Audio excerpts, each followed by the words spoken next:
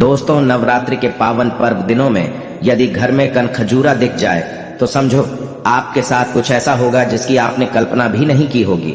आपके होशो हवास उड़ जाएंगे। नवरात्रों में कनखजूरा घर में होने से आपकी रातों की नींद भी उड़ सकती है। जानिए कैसे दोस्तों बात करेंगे हम कनखजूरे के बारे में, लेकिन उससे पहले अभी तक आपने जय माता दी कमेंट बॉक्स में नहीं लिखा है तो जय माता दी कमेंट बॉक्स में लिख देना। और अगर आप माता रानी से प्यार करते हैं तो एक लाइक जरूर करना। और हाँ, कमेंट बॉक्स में अपनी राशि भी डाल दीजिएगा। यदि आपकी राशि के अनुसार हमारे पास कोई उपाय होगा तो वह आकर हम आपके कमेंट के रिप्लाई में बता देंगे। हमने कई लोगों को राशि के अनुसार उपाय बताए हैं, इससे आप महाधनी बन जाएंगे। दोस्तों, कनखजूरा कई पैरों वाला एक कीड़ा होता है जो कि घरों के आसपास ही रहते हैं। ये किसी भी मौसम में दिख जाते हैं। यह बेहद ही जहरीला होता है, लेकिन कनखजूरा अंधेरी और सीलन युक्त जगह पर रहना बहुत पसंद करते हैं।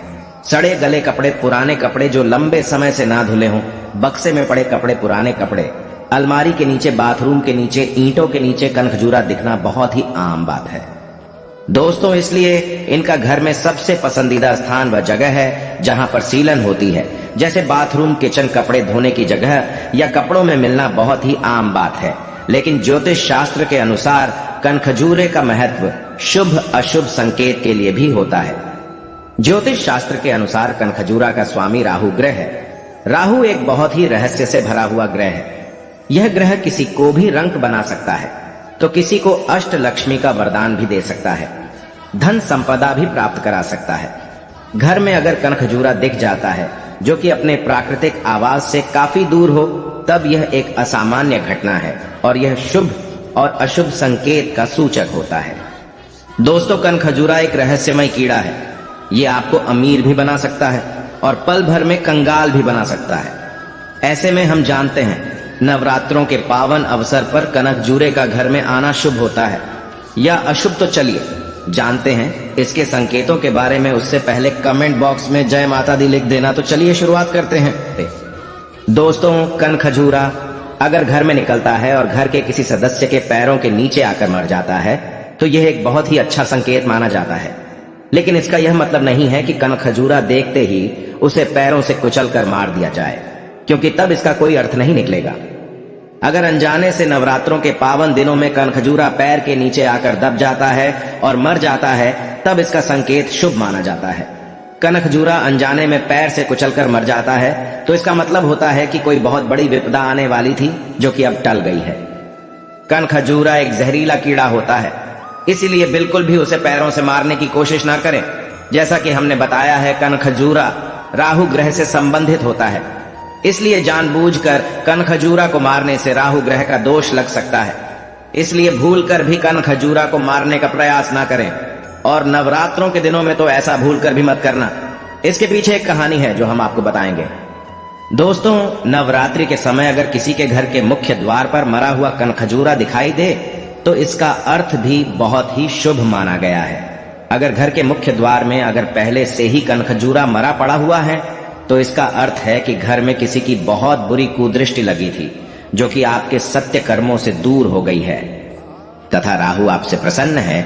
इसलिए आपको संकेत देने के लिए उनकी माया से ही आपके घर के मुख्य द्वार पर मरा हुआ कनखजूर दिखाई दिया है।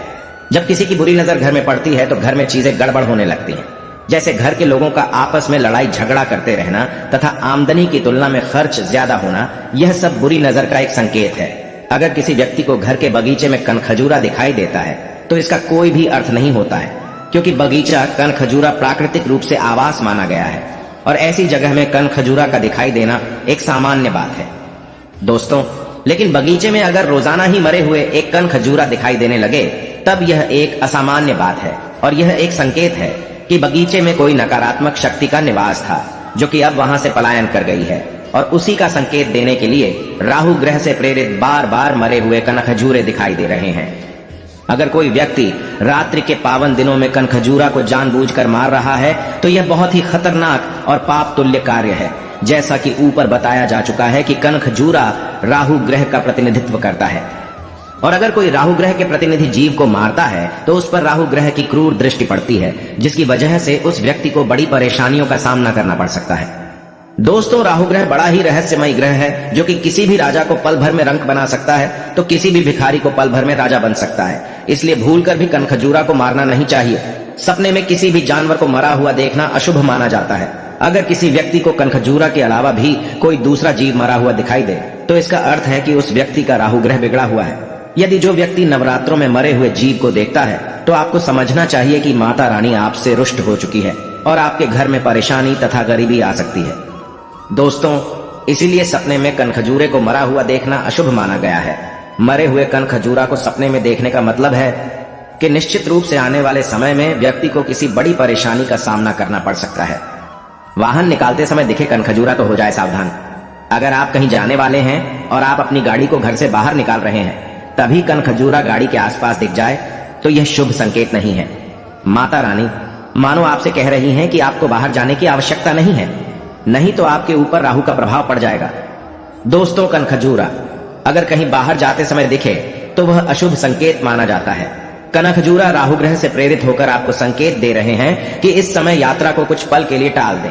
किसी को अगर घर से निकलते समय कनखजूरा दिखे तो आधे घंटे के लिए यात्रा को रोक दें। संभव है कि उसी समय यात्रा करने पर आगे चलकर कहीं कोई दुर्घटना हो सकती है और इसी को लेकर कनखजूरा राहु ग्रह से प्रेरित होकर आपको सतर्क कर रहा है।